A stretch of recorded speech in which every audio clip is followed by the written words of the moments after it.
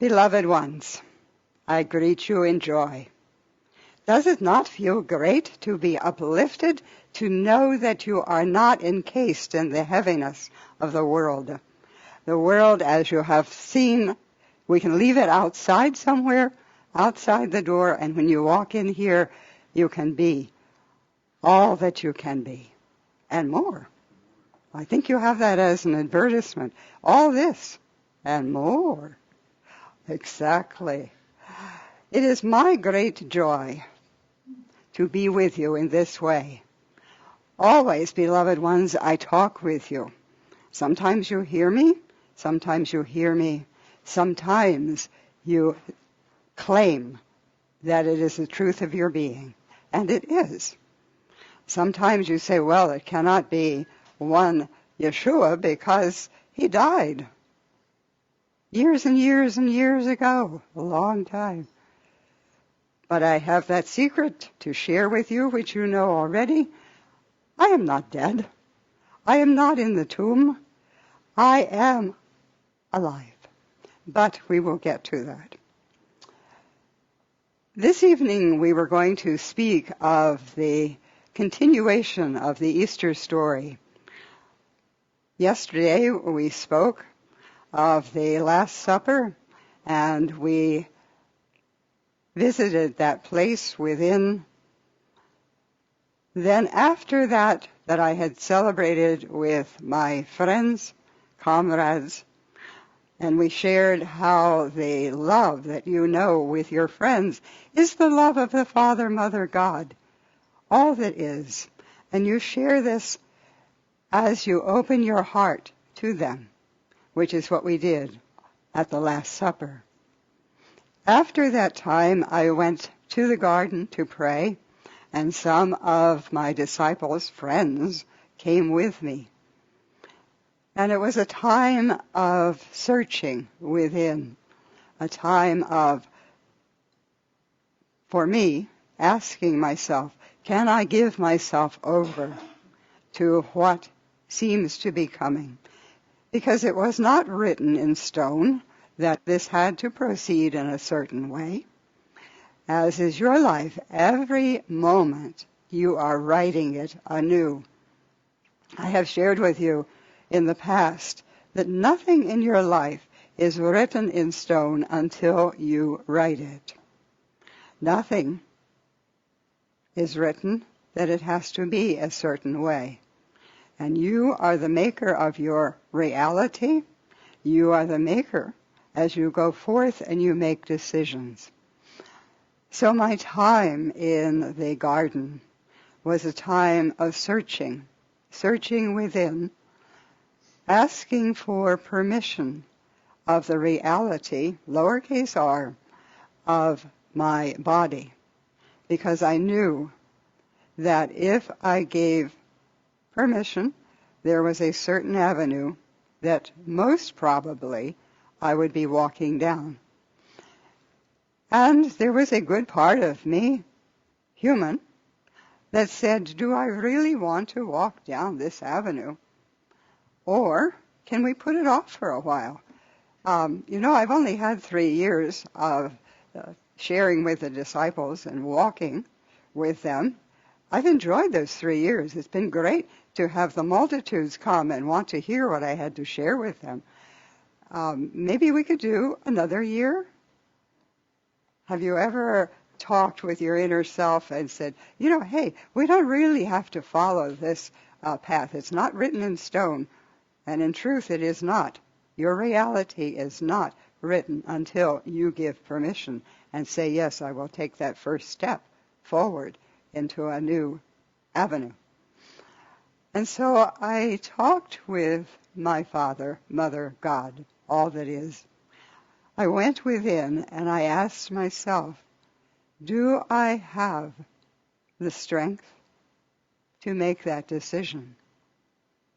Now, I had studied with the masters in the Far East, and I knew how to allow the body to do its thing, keep breathing, let the heart keep beating, and to absent myself from it, to experience other experiences worldly and otherwise.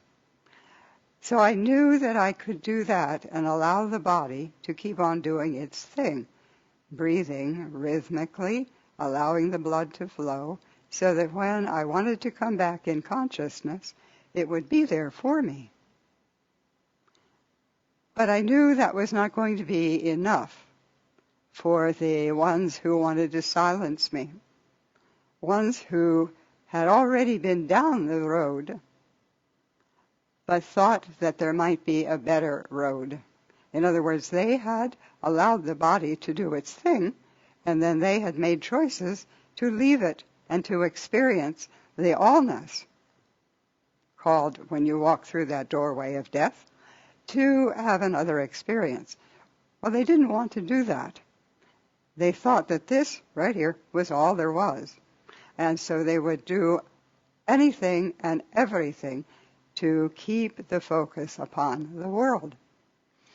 Well, you can imagine the conversation that I had with myself, because I had been enjoying the comradeship of the disciples and the multitudes. The multitudes had much to share with me. It was not just all my speaking to them.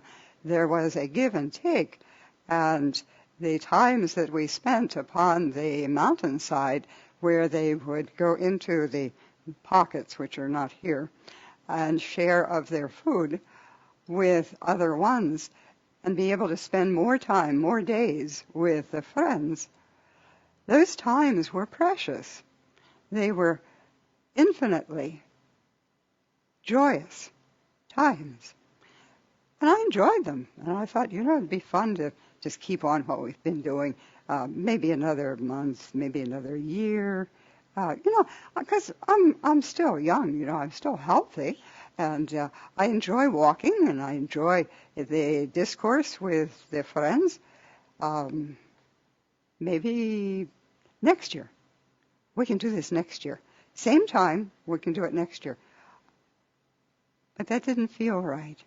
There was not the yes, the affirmative. And I kept waiting and thinking, well, maybe if I take 2 or 3 more breaths, then I'll get a yes answer. Have you ever played that game with yourself? Yes.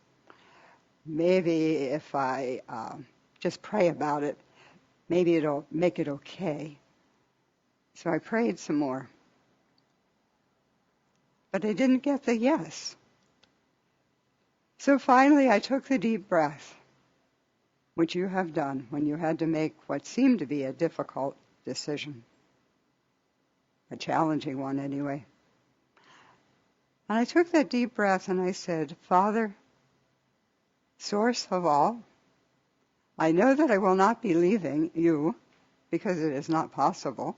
You are always within me and with me. So I know that all will be as it is designed to be. Okay, we will go forward. So, with that decision, I saw that at the edge of the wooded area, there was a commotion going on. And some of the disciples were there, and they were talking with ones who seemed to be in authority. So I walked towards the grouping, and I said, are you looking for me? And they said, yes. Are you one Jeshua and Joseph? And I said, yes. And they said, come with us. So I knew the decision had been made, the die had been cast, and I would go forward. So I did, because I knew this was what the Father, the higher part of me, had decided. So, as you have heard this story, it was not exactly a pleasant time.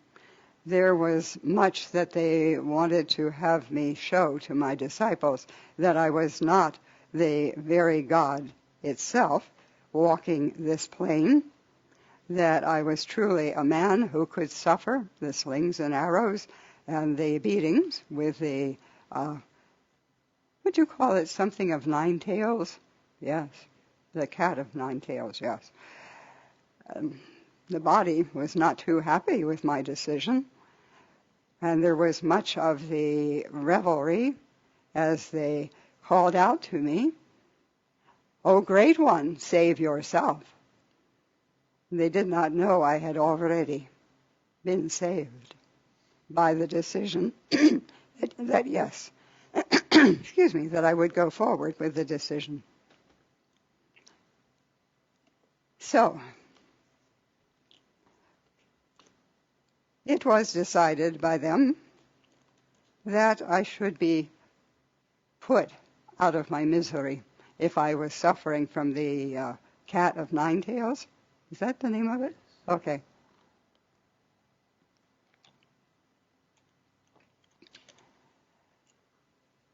So you have the story of the walk with a whip that supposedly made you go faster, but it didn't. And once when they would see me stumble, because by this time I had had the most wondrous meal with my disciples, but the sustenance was wearing off, and the body, from the whippings and beatings, was not feeling as strong as it had earlier on. And there were times when they would use the cat of 9 tails, gosh almighty, what a name, to make me walk faster, but the body would not respond, and it would not walk faster. So there were times when I stumbled, and ones would come and help me back up. This was to show from the ones who were along the roadside the love of their heart to come and help another brother, to allow them opportunity to serve me as I had served them. So we reached the hillside, and as you know the story, there were 2 others to be crucified on that day as well. And we went through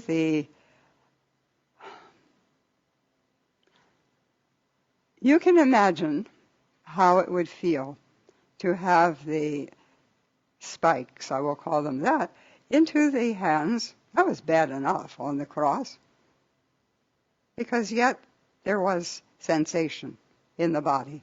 So did I feel it? Yes, I felt it. Did I stay in that place of feeling it? No, because I knew how to absent myself from the sensation, which I did quite a bit. But the hardest part, for those of you who have been crucified, and I will share with you, everyone so assembled in this day and time, listening to this story, you have known that experience. Your feet right now can feel how it feels to have the great spikes through the feet, through the hands.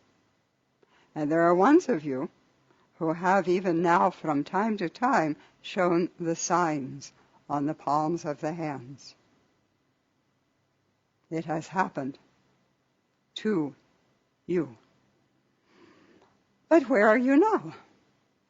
You are alive, alert, awake, happy, and joyous. Well, it is a choice, but hopefully joyous. So, when I was on the cross, as I have said, I knew, because I had studied with masters of the Far East, as you call it now, how to absent the consciousness from the body. You can do it. It takes some practice, but you can do it, where you see yourself looking at the body, but you are not within the body.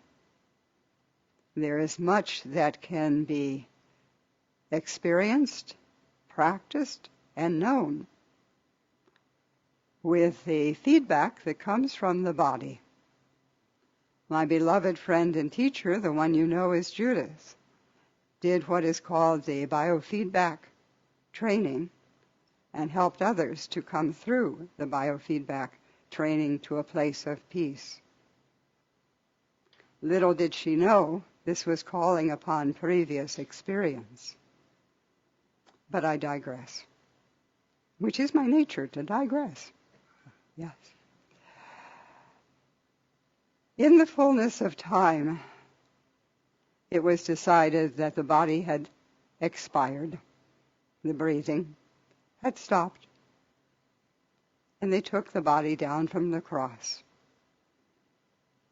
And I accompanied the body because it had served me well to a most wondrous place known as a cave. It was a quiet cave. It was quiet. It was a place of rest. It had been used before for ones who had been crucified, and after they had made arrangements for perhaps removal, it was emptied out. And so therefore I was the next, at least my body, occupant of the tomb. And I was placed there and attended by the women who loved me and who could not believe that this one who had spoken so in life, that the body would be lifeless. The body, yes, was lifeless, but I was with the body. And I came and I watched the women tend to the body with the herbs and spices, the perfumes, anointing the body, thanking me and the body for the teaching and the healing, for there were many I had healed. At least I had given them the understanding that they could heal themselves. They thought that I did it. And in a way, I did, but they did, the healing. Because there was a certain vibrancy in my teaching that was contagious on purpose, so that ones would catch that spirit of life and they could do the healing of the body, whatever part that seemed to be needing a bit of the jump start, as you call it, a bit of the life. And so there were the healings that are written about, and they were true, that happened. The ones who thought they could not see, and it was a truth of their being in that moment that they could not see. But in the next moment, there was a belief, as you have heard in the music, that I will change how I look at things, quite literally, and I can see again. There was an energy that ones could grasp. And within that energy, they could become whole, healing again. You have been with ones who have known how to do the healing. You have been with ones who, with certain practice, could enliven the body. This that was done in my presence was a quickening of what can be done. As your medical people now tell you, it may be several weeks, it may be several months, but yes, there have been healings that have happened, miracle healings, and yes, it is quite possible. And if you take this certain substance known as the medicine, and if you believe that it's going to heal you, it will happen. And you have questioned, is it really this pill that I take that is healing me? Or is it something else? And as you have meditated, as you have thought, as you have asked to know the truth of your being, you have realized, I am my own healer. I am alive, alert, joyous, and enthusiastic about life. And as ones get into that space of believing, knowing that they are life itself, the body has to respond. And the one who has reached what you call the 100 years or more becomes young again, if they so choose. Sometimes they say, oh, that can't be. I had an uncle once who lived to be 99, and he thought he was going to make 100, but, the body thought otherwise, and whatever. The decision is yours. You are in charge of the body. And as you will change your thinking and be happy about life, hey, I need to go square dancing or whatever, because I have energy. I am the energy. And when you say those two words, I am, be cognizant of what you put after that, because that is your verification of what you believe to be true. I am young. I am happy. Use that one instead of, I am so weighted down. I've got so much to do. Well, whatever you say, it will be unto you as you say. So, first thing in the morning, I am alive. Yeah, I am. Alert? Yeah. Happy and enthusiastic. Now, know you the meaning, the root meaning of enthusiastic? In theos, in God. It is the God of me that is waking up to this body and wants to be all that I can be. How did you feel recently, the last few half hour, with the upbeat of the music? Yes, you felt enthusiastic. You felt enlivened. You felt like you could be all that you could be. And the body responded. The heart was beating a bit faster. The pulse was a bit more strong. You were feeling like, wow, this feels really good. I feel young again, I'm really into that beat. I like that beat. Oh, I like that. And in that moment, if you were to see the term aura of the body, the energy of the body, the aura that you keep right rather close to the body, expanded. It was alive, alert, joyous, and enthusiastic, right out there, feeling like, I am part of this music. Wow, I thought I was tired when I arrived here. I thought, I'm going to sit in the pew, I'm going to sit there and I'll listen to the music, and that'll be really nice, and I'll talk to a few people, and after all, wow, hey, the body feels like it really wants to move. Aha. This is why you see with certain music in certain gatherings, people cannot sit. The body has to move, and it is up and moving. And some of your most enlivening church groups, the music speaks louder to the person within than the words of the clergy. It's that music.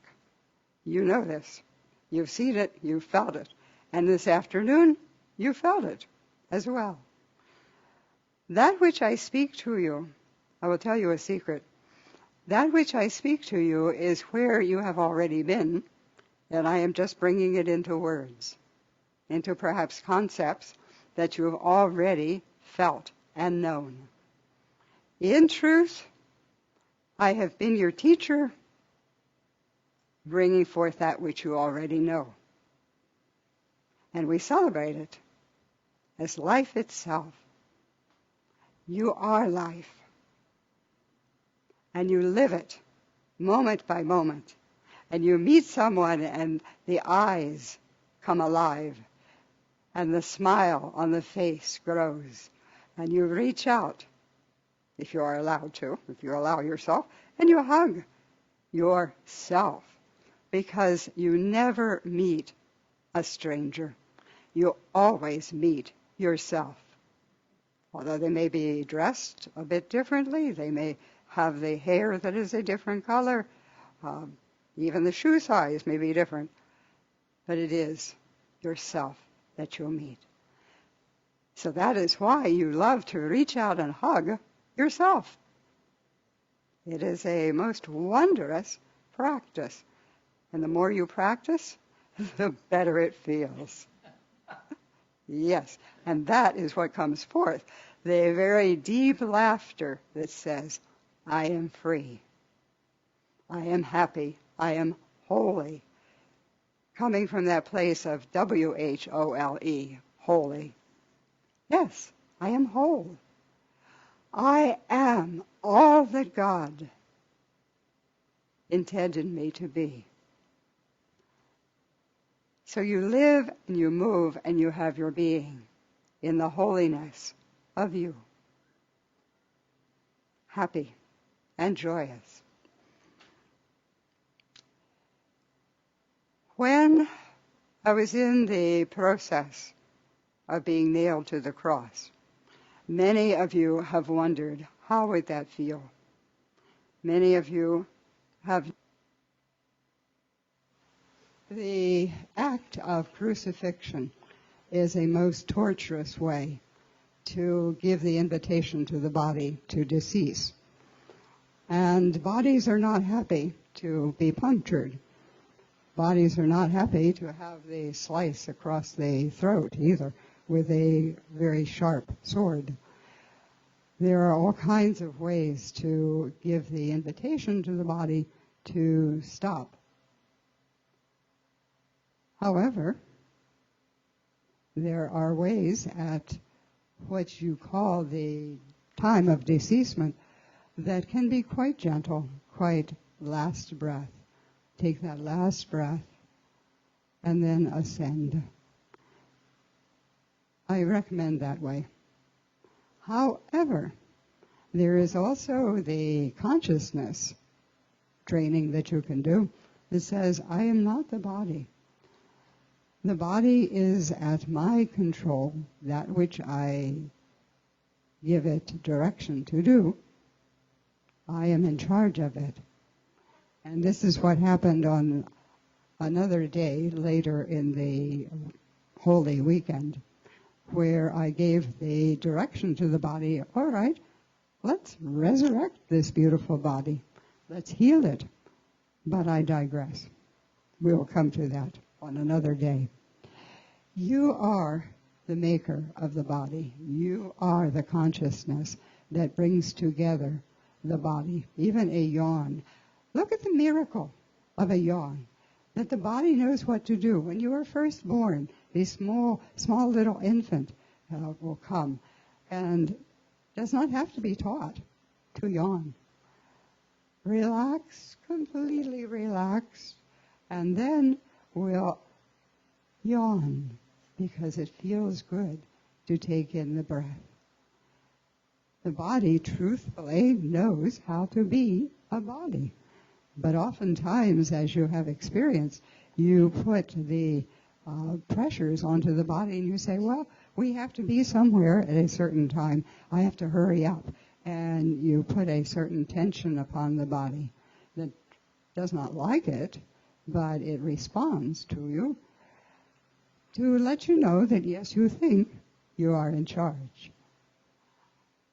Allow yourself the deep breath. Take a deep breath right now. Your body thanks you. There's been a change in energy level. There has been a feeling of wholeness, a feeling of holiness, allowing the light that you are to infuse the body. Allow yourself in the day's work to stop. Literally stop where you are and breathe.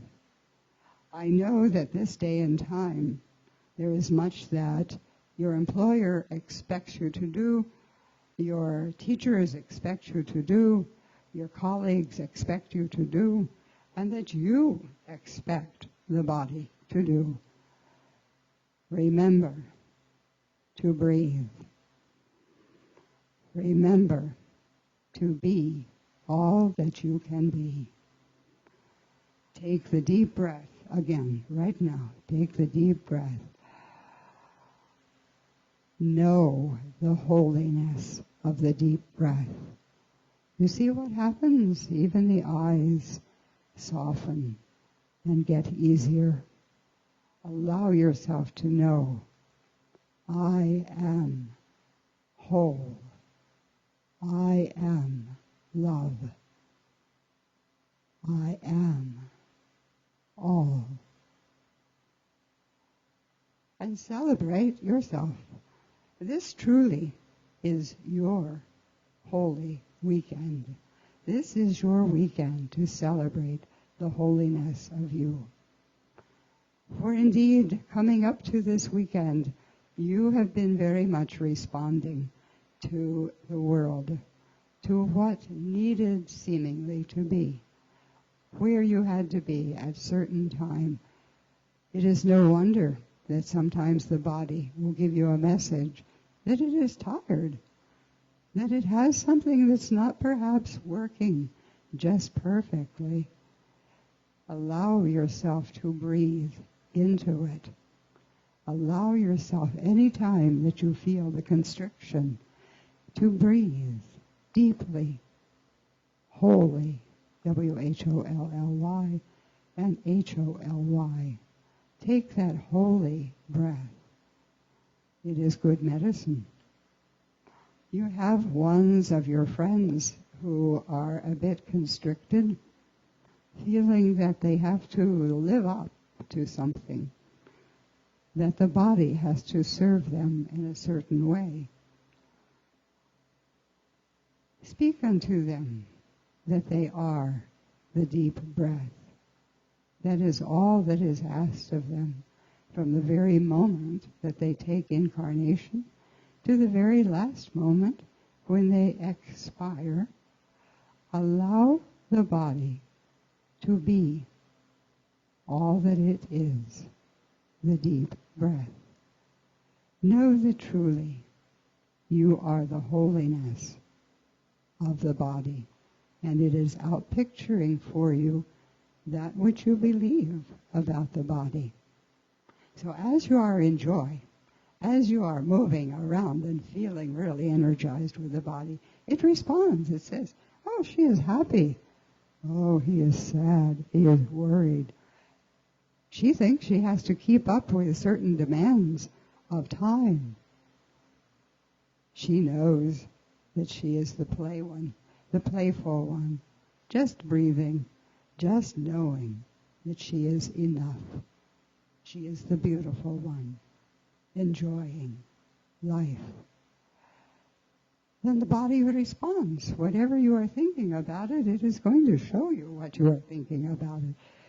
And if you have a certain constriction in the body, it is crying out for you to pay attention and give to it that which it is asking for. Relaxation, the flow of the body, the flow of the blood in the body that nourishes and heals. The body knows how to heal, for the body is whole. Allow yourself to feel the holiness of the body. I felt this on the cross. I knew that, yes, there could be pain attendant to the certain circumstances, but I didn't need to know that after the first moment. And I took the consciousness above and watched. Now, from the very first moment in this lifetime and many other lifetimes prior, you have felt that You have had to direct the body. But from the very first moment, the body has said to you, I will breathe. I will scream.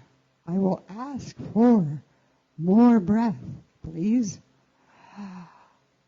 And you respond by, yes, giving it more breath.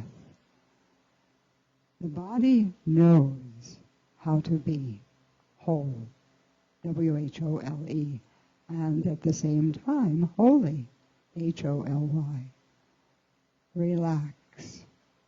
Rest. That is why oftentimes I would take myself apart from the, as you call it, the maddening crowd, and speak with my Father, who abides in heaven. Now, where is heaven? Heaven is not a place far distant, not a geographical place. Heaven is, you've heard this, within. Heaven is within that deep breath. Sometimes it takes several deep breaths to reach the place where the mind gives up for a moment or so and says, okay, I am not in control. Mind can be a very harsh taskmaster. Allow the mind to sit on a shelf and just breathe.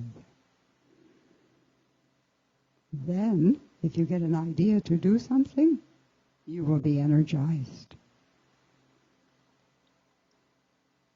So, when the body had expired to the place where the soldiers thought that it was finished, they allowed the cross to come down. They allowed the nails to be taken out of the hands and feet, and they wiped them off and saved them for the next crucifixion.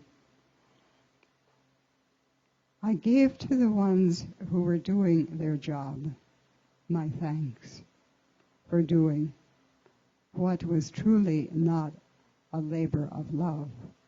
It was a labor that they did because if they did not do it, they would be the one upon the cross. Therefore, that was motivation that they responded to. But it was not a job that they enjoyed doing. At first, they liked the feeling of power. After that, they did not like having to inflict the great agonizing pain. And they felt the pain themselves, sometimes in the hands and feet even, which was not too pleasant, but they chose to feel that pain rather than have it be inflicted upon themselves, as you have done when you have done a job that you didn't enjoy doing, but the boss said that you had to do it, and it had to be done by 5 o'clock this afternoon, or whatever time. And so you responded as best you could. After a while, the body said, hey, we need time off. We need a vacation. Aren't you due for a week, perhaps, or some days off? And if you were not due for it, you would manufacture something in the body that would say to you, you'd better stay home in bed and rest for a while. You are very clever. The body is very clever in getting its message across to you. However, the body is not in control of you. This was something that I experienced with the masters in the Far East. When I was a small one, and if I would trip on a stone or whatever, perhaps turn the ankle over, it was like, oh, this hurts. Or if I would fall on the stones and scrape up the knees a bit, it was like, oh no, this hurts. Yes, the body is telling you, non-verbally, don't do this again. And then the next time you're running and you trip over a stone and you scrape up the knees, you learn very quickly that, hey, maybe I shouldn't run so fast, I should watch where I am going. Have the older ones said to you, watch where you're going? Oh yes, many times. This is true of the bodily, taking care of the body, but it's also true of the mental. Watch where you are going. Watch what your language will tell you. There are some times you say, oh, I am so tired, my head hurts. And the head says, oh, I'm supposed to have a heart. Okay. And in the beginning it says, how do we do this? And then you try various things, and oh yes, the head does hurt. Okay. Try saying to the head, you are at peace. There are ones who know the magic of changing the thinking to the place where it is knowing health, holiness, WHOL. Allow yourself to be joyful, happy, moving in time to the music, allowing the body to be happy, to flow. When you do that, the body thanks you. Says, yes, it feels good to be moving, to be easy. And there is the joy that bubbles up inside. Holiness, not of the mind, but of the body. Yes. Live long and prosper in the body, knowing the health, the wholeness of the body. So this is what the body, my body, had a chance to do in the tomb. Being in the tomb was actually good medicine. It seemed that the body was extinguished, but the body responds to spirit. Remember that. If you remember nothing else from the words of this day, remember that the body responds to spirit. Breathe spirit. Know holiness. Be happy. Holiness allows you, it suggests to you that you know everything's okay. Why not be happy? And the simplest among you are happy. They may not have the mansions. In fact, it's better that they do not. They may not have all of the adventures of the boardroom and all of the various prospects and ideas that come up. But they know how to allow the body to be happy, to go forward in wholeness, W-H-O-L-E-ness, and in holiness. I think you have some music that is set to something about being holy. I know that you do. And all of music is of wholeness, in truth. It is one of the very first things that you learn in all of the different ages, down through what you call the ages. You had the music, you had the drum beat, you had the feeling of the flow of the blood through the body, nourishing the body. Even the ones who you would call most primitive knew the holiness and healing of the body. And even now, when ones want to know healing, one of the best ways to do it is to put on the music with a certain beat to it and to be in sync with the music. Forgetting all the cares and worries, allow the mind to be emptied out and move with the music. This is something you knew as the very primitive one. You knew how to be the music, and you were happy. And the more you moved in tune to in time to the music, the happier you were. Then the most wondrous invention of the mind came in and said, oh, we're in charge. We will think. until the point where you got a headache. Ever been there? Of course you have. And then you have said, I will breathe. I will relax. I think I need a nap. Naps are very healing. Unless you wake up and think, okay, where was I? What was I worried about? Okay. Allow yourself the deep laughter. It is healing. So as I have shared with you, in the garden, I thought deeply, am I finished? Is my work finished? And I realized I came to make it reality in my knowing that my work is my joy. My work, it is your joy. To allow yourself to be all that you are, all that you can be, to be the joy of living, to smile, to reach out and hug, to give to other ones the gift of your acknowledgement of how wondrous they are. It is most wondrous that they look at you and they love you, and you think, oh, but I haven't combed my hair this morning. How can you love this? Yes. And ones will come up and they will say, it's not your hair, it is you, the being of you, the personality of you, the wholeness of you. It is the way you reach out and take me within your arms and hug me and smile at me. That is the joy of being. So, beloved ones, thank you for journeying with me through the garden of Gethsemane, through the garden of giving permission to go forward at what I thought might be an earlier time than it needed to be, but acknowledging that everything always, remember this, everything always works in divine timing. Everything works in the wholeness of time.